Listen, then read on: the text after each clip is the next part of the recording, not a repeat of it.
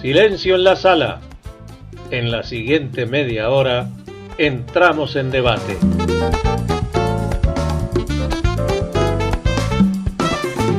Hoy participan... Muy buenos días a todos y todas en este nuevo espacio de género y derechos humanos. Vamos a estar conversando junto a Natalia Guidobono y a Florencia Buslón sobre el diagnóstico sobre trabajo sexual en Montevideo que se presentó hace poquitos días, más precisamente el 29 de octubre. Este diagnóstico sobre trabajo sexual en Montevideo, lo visible y lo oculto. El estudio fue elaborado por la Asociación Civil El Paso, solicitado por la División División Asesoría para la Igualdad de Género de la Intendencia de Montevideo, un estudio que estuvo a cargo de las investigadoras Natalia Guidobono y Eloísa Greco, integrantes de la organización, con el asesoramiento de la licenciada en Trabajo Social Andrea Troana. Contó además con la colaboración de Karina Núñez, fundadora de la Organización de Trabajadoras Sexuales Organizadas, Otras, y Florencia Buslón, ex trabajadora sexual. Por eso en este espacio voy a conversar con Natalia Guidobono, una de las responsables del estudio, que nos acompaña aquí en el estudio de Radio Camacuay, Radio La Cooperativa. Y también vamos a escuchar las palabras de Florencia Buslón, que colaboró con este estudio y quien hoy no pudo estar en vivo, pero conversamos en estos días y también va a estar presente junto a nosotros. Muy buenos días, Natalia. Buenos días, muchísimas gracias por invitarnos. Bueno, primero conocer el objetivo de este estudio, de este diagnóstico más precisamente. Bien, gracias. Sí, la Intendencia, la Asesoría para la Igualdad de Género, hace un llamado y bueno, nos convoca, o sea, nosotras nos presentamos y de alguna manera generamos una estrategia de conocer el trabajo sexual contextualizado al momento actual. Eso lo que implica para nosotras es que podamos profundizar en cómo es hoy el servicio sexual en Montevideo, en la ciudad, en el departamento de Montevideo, cómo se lleva adelante, quiénes lo llevan adelante, qué necesidades tienen, qué características tienen, cómo lo viven, sí, y también qué quieren para adelante. ¿Para qué? Para aportar hacia la política pública. Ese es nuestro objetivo y ese es el objetivo que nos propone la Asesoría para la Igualdad de Género también, ¿verdad? Bien. ¿Y cómo fue ese trabajo que realizaron, también que incorporaron a Florencia y a Karina? ¿Cómo fue también esa colaboración por parte de ellas? ¿Cómo fue el estudio? Más o menos contanos durante la pandemia. Sé que fue realizado este relevamiento. Este llamado se hace a fin del año pasado y nosotras arrancamos efectivamente con el proceso investigativo y de campo a fines de febrero, así que nos agarra nuestra planificación. Esta va a ser en la semana del 16 de marzo, semana que todos conocemos bien, claro, hacer las acciones de campo específicamente con grupos de trabajo. Eso tuvimos que eliminarlo y en su lugar hicimos otras cosas, aportamos mucho y fortalecimos mucho el trabajo a través de web, de formularios web que las trabajadoras sexuales nos respondieron. Y también hicimos, entre otras cosas, que eso lo hicimos por suerte antes, unas recorridas, hicimos entrevistas en la clínica de profilaxis, hicimos algunas entrevistas a mujeres, otras se hicieron a través de Zoom, etcétera. Y cuando nosotros arrancamos la propuesta, entendíamos que era fundamental incorporar la voz de las mujeres. Seguro. Porque nosotras, con Eloísa, con Andrea Troana, hemos trabajado mucho y conocemos y venimos investigando sobre el tema prostitución. Hay mucho bagaje adentro de la Asociación Civil El Paso sobre el tema, pero la voz de ellas, el entender los procesos, nos parecía fundamental. Por eso las convocamos a participar como integrantes del equipo. Hay un rol que es ese rol de colaboradora de investigación, que es justamente alguien que conoce mucho del tema, que aporta desde ese lugar. Claro. Formulamos juntas las preguntas, salimos a hacer recorridas juntas, nos acompañaron, promovieron para que otras trabajadoras sexuales respondieran, acompañamos, hicimos juntas el proceso de pienso, de elaboración de recomendaciones, etcétera. Bien. Bueno, con Florencia Buslón estuvimos conversando sobre cuán importante considera la realización de este diagnóstico y nos contaba lo siguiente. Bueno, considero que es muy importante la presentación del diagnóstico y la realización del diagnóstico porque pone en números y teoriza y pone además los relatos mujeres que ejercen prostitución o que están dentro del trabajo sexual, y eso es muy importante visibilizar, ¿no? Porque había todo como dentro del tema de trabajo sexual y la prostitución siempre hay como un montón de auras grises que son dimes y diretes, que son suposiciones, y acá ya no se supone, acá se toman datos y se encuesta a la población, se entrevista a la propia población, y es lo que se toma. Por eso es muy importante, porque ayuda a desmitificar varias como premisas que había sobre un asunto tan complejo, ¿no? Porque lo que caracteriza el trabajo sexual es la complejidad del asunto, o sea, es un problema con muchas aristas. Bueno, eso es lo que intenta abordar el diagnóstico, por eso es muy importante. También hablábamos con Florencia sobre el ejercicio de trabajo sexual. Para poner un poco en contexto, el trabajo sexual es legal en Uruguay, está regulado por la ley 17.515, aprobada en 2002 y reglamentado por el Estado. Esto significa que las personas que lo ejercen deben registrarse y cumplir con los requerimientos que las regulaciones establecen. Sin embargo, bueno, también bien lo decía Solana Quesada en la inauguración, en la presentación de este diagnóstico, directora de la Asesoría para la Igualdad de Género de la Intendencia, que este marco legal no contempla aspectos medulares vinculados al sistema de protección social y a las situaciones de vulneración de derechos que desarrollan en el ejercicio de la tarea. También junto a Karina Núñez en otras oportunidades hemos conversado mucho, y desde la organización Otras se está promoviendo la modificación de la ley. También en el marco de este diagnóstico seguro que estuvieron hablando sobre este tema. Por eso, junto a Florencia, hablamos sobre los aspectos que son importantes modificar de la ley de trabajo sexual y por qué promueven esa modificación de la ley, y nos contaba esto. Modificar la ley de trabajo sexual, primero que nada es muy importante porque la ley de trabajo sexual permite el proxenetismo, porque deja ciertos vacíos legales que permiten que se pueda...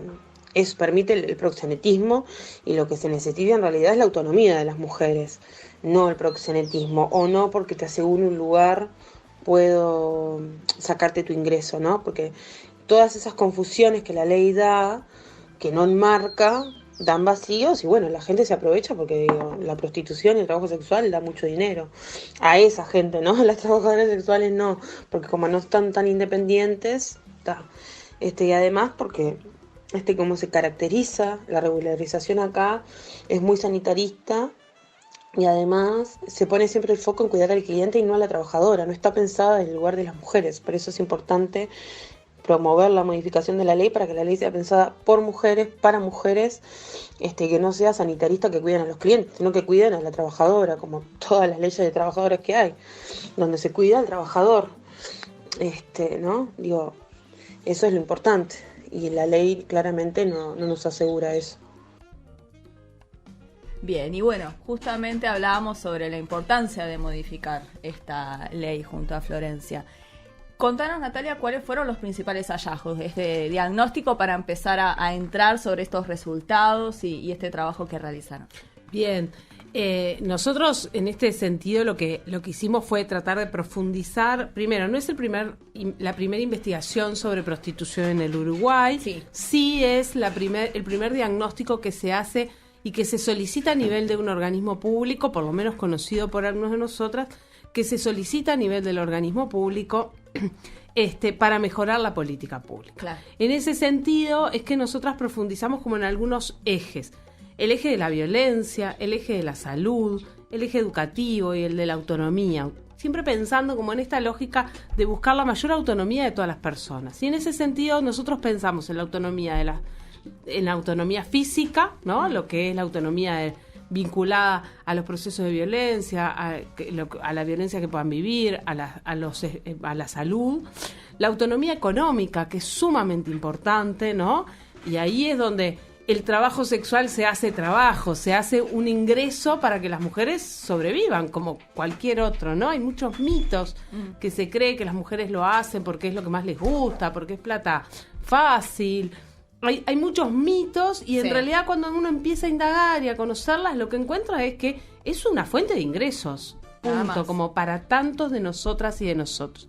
Entonces, los principales hallazgos podemos decir, primero que hay trabajo sexual en todo Montevideo. Algo que parece obvio, que es lo visible, algo obvio, está, sí.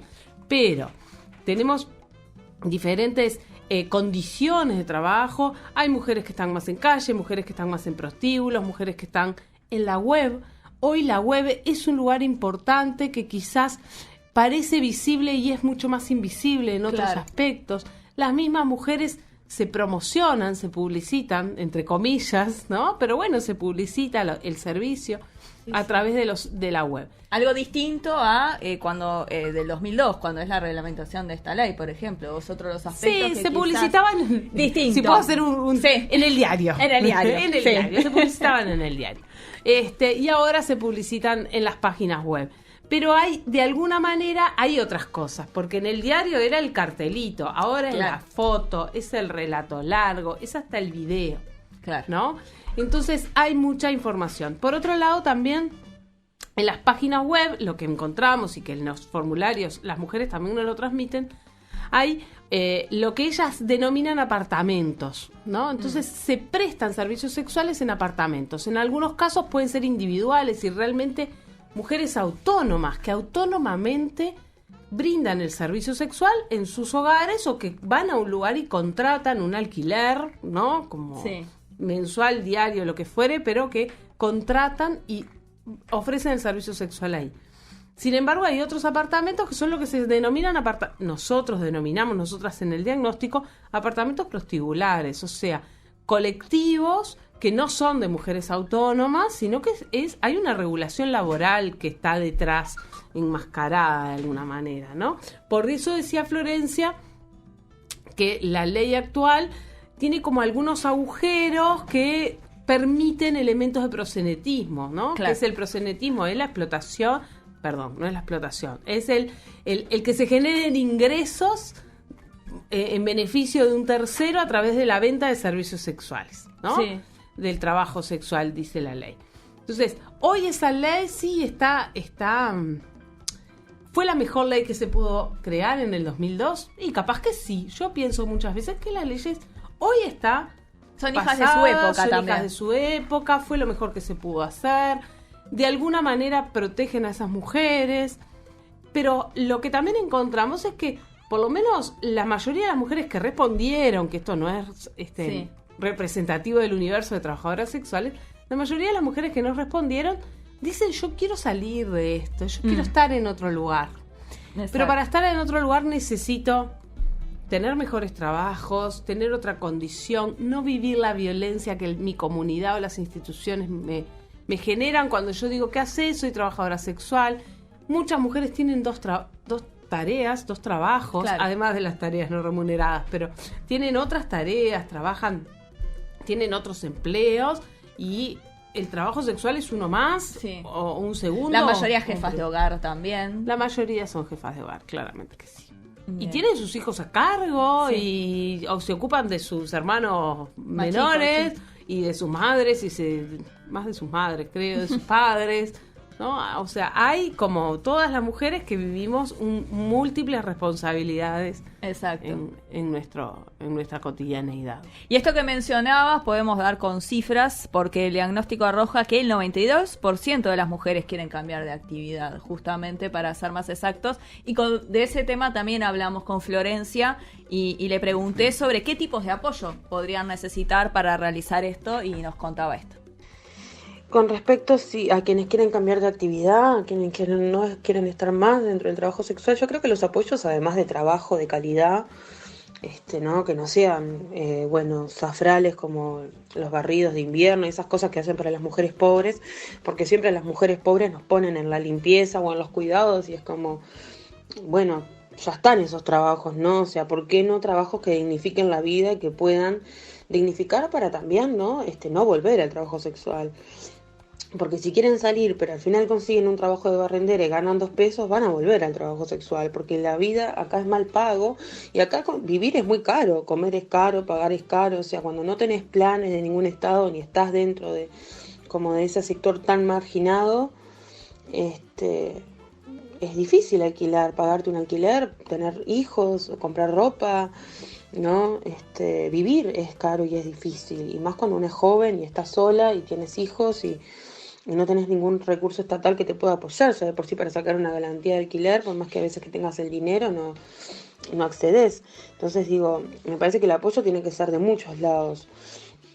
Tiene que haber más educación para las mujeres, tiene que haber más propuestas laborales o más capacitación para ¿no? insertarse en trabajos que puedan dignificar la vida, ¿no? Y que las que realmente salgan trabajo sexual no tengan que volver, ¿no? Porque cuando salís, pero como no te va bien en el mercado laboral, después volvés.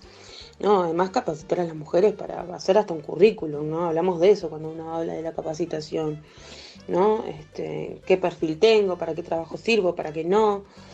Me parece que esos son de los apoyos, más educación, más oportunidades laborales que no sean solamente safrales, ¿no? Porque si no al final siempre las ponemos en el mismo lugar. Bueno, no sos trabajadora sexual, pero sos barrendera, y bueno, digo, ¿qué es lo que me va a dignificar la vida?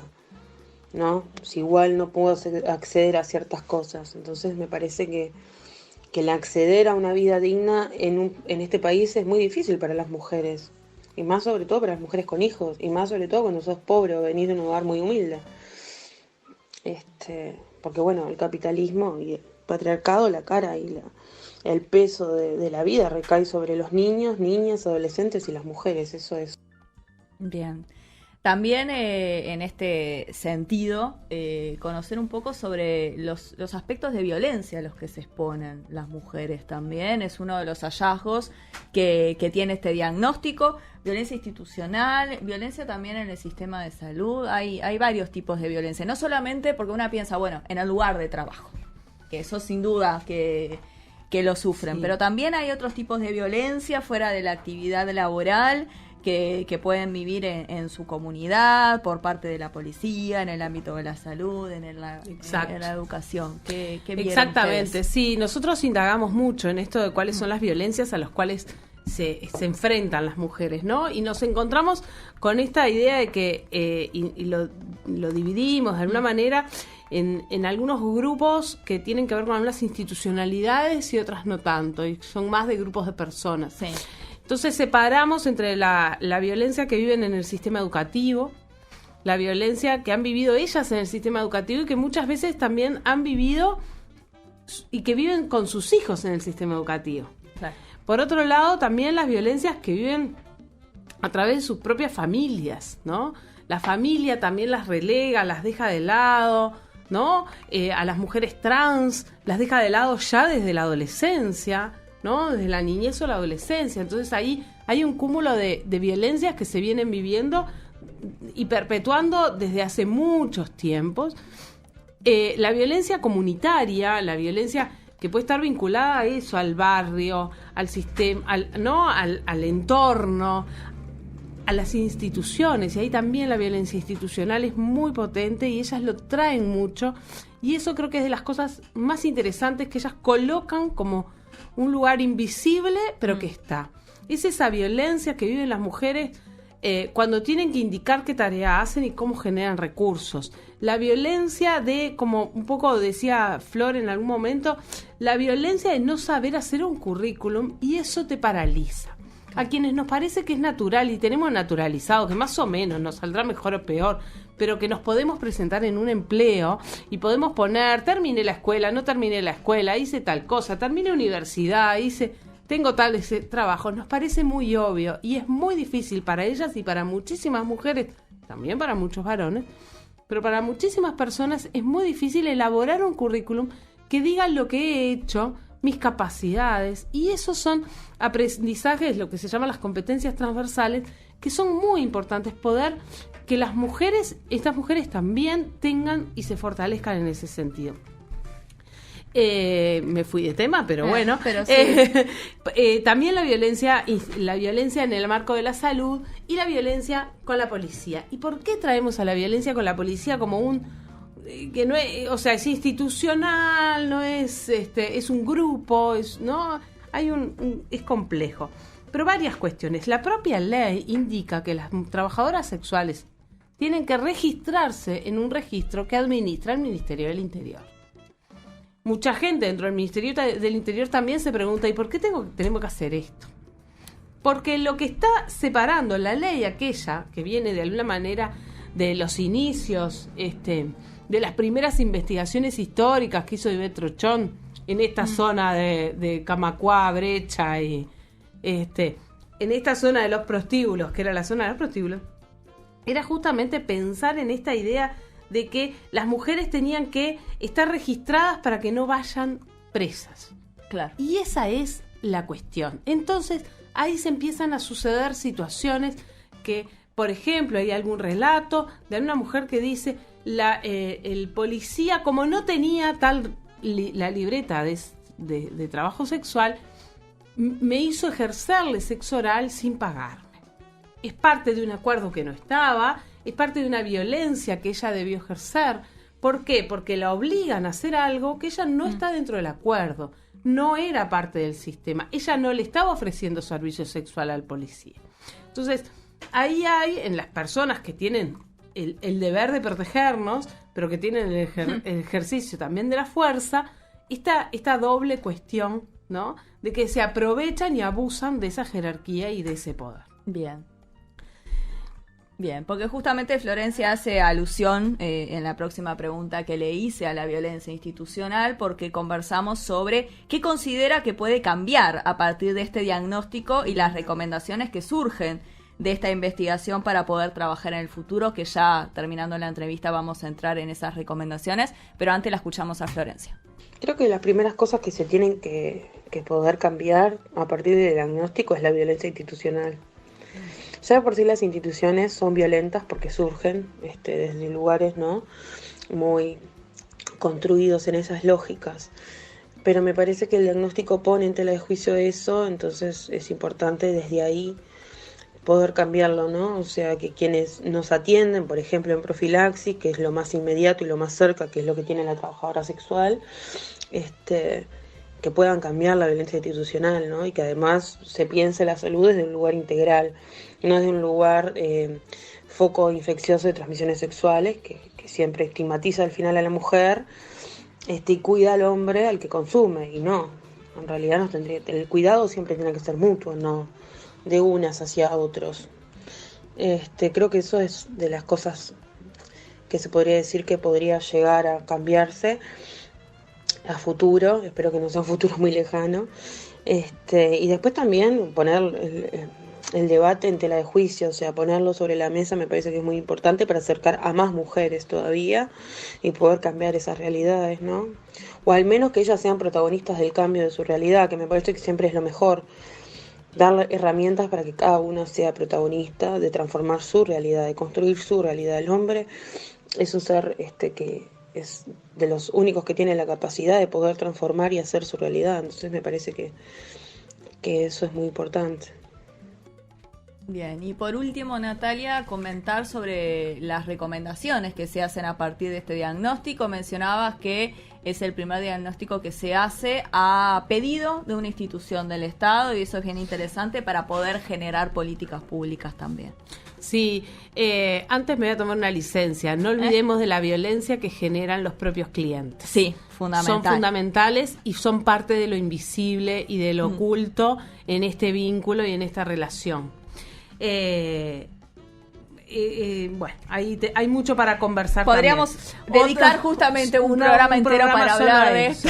Entonces, las principales recomendaciones, nosotros trabajamos recomendaciones en esto de la búsqueda hacia la autonomía. Sí. La autonomía económica, a través de que las mujeres fortalezcan sus recursos para poder conseguir otros empleos, salir del trabajo sexual o para mantenerse dentro del servicio sexual, pero con mayores grados de autonomía y mayores niveles de empoderamiento. Esto de poder decirle a un cliente, no, te vas, no, porque estás haciendo algo que no corresponde, que no es el acuerdo, que yo te dije que esto que no. O sea, hay como un proceso también que poder acompañarles en ese proceso.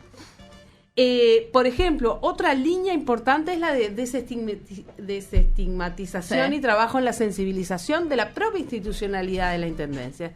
La Intendencia tiene mucho para aportar en ese sentido, de poder acompañar dentro de la propia del municipio, dentro del gobierno departamental, poder acompañar a las trabajadoras sexuales a quienes vengan a solicitar distintas cuestiones. poder acompañarlas en un proceso desde la empatía y no desde la estigmatización. En ese sentido, nosotros, por ejemplo, una de las recomendaciones es generar una red de personas, ¿no? Una red de técnicos, de asesores, de personas que estén asociadas a distintos áreas estratégicas, que bueno, la asesoría para la igualdad de género tomará esto, lo que pueda, lo que quiera y lo reformulará, pero bueno, son nuestra propuesta para poder aportar y pensar en conjunto y poder ser de alguna manera referentes para las trabajadoras sexuales. Otra de las áreas es trabajar sobre la autonomía física, ¿no? Trabajar para mejores condiciones de trabajo, para no sentir violencia, para no estar vinculadas, para no estar en situaciones de violencia. Entonces, en ese sentido, por ejemplo, una de las recomendaciones es que en las comunas mujer, o por lo menos en una comuna mujer, haya una referente que sepa especialmente de la violencia que viven las trabajadoras sexuales. Porque es diferente la violencia con un cliente que viven las trabajadoras sexuales a la violencia que puede vivir una mujer en el marco de sus relaciones de pareja o expareja. Que las trabajadoras sexuales también puedan sufrir, ¿verdad? Pero que hay otras especificidades, la violencia que puedan sufrir en calle, la violencia que pueden sufrir adentro de un propio prostíbulo, claro, etc. Y después hay recomendaciones vinculadas a la salud, ¿no? Esto de no mirar solamente la salud del cliente, sino empezar a mirar, y esto no es solamente para la intendencia, claramente es algo un poco más amplio. Y bueno, y hay algunas más de investigación, etcétera, podemos seguir, pero bien, por ahí van.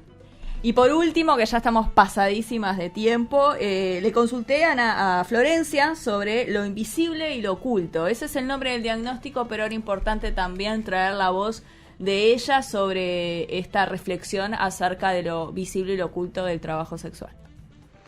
Yo creo que lo visible es el trabajo sexual y la prostitución. O sea, todos sabemos que existe, ¿no? Todos sabemos que hay mujeres que lo ejercen, ¿no?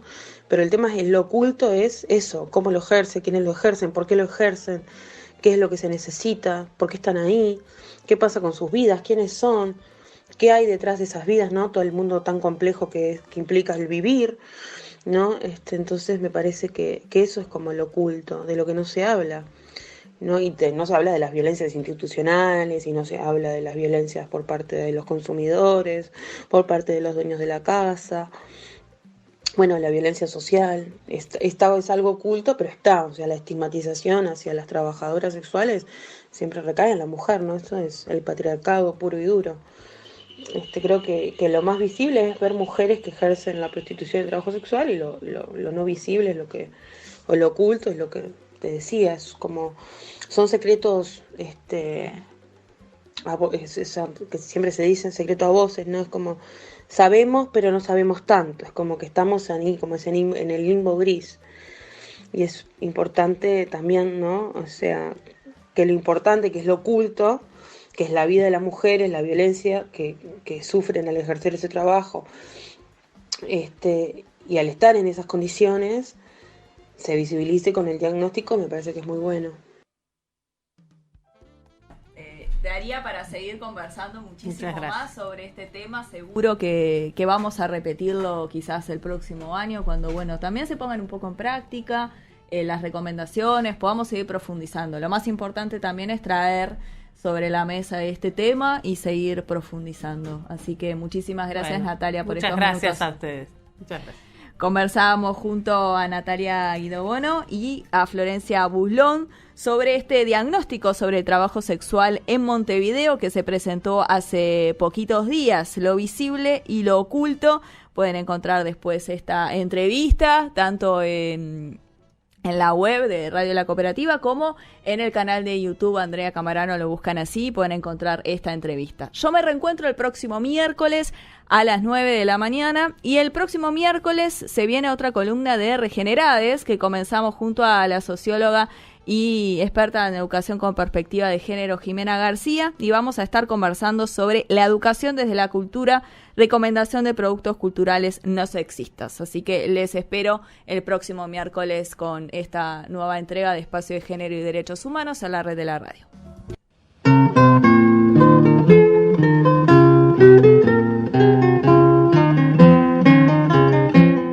la red de la radio.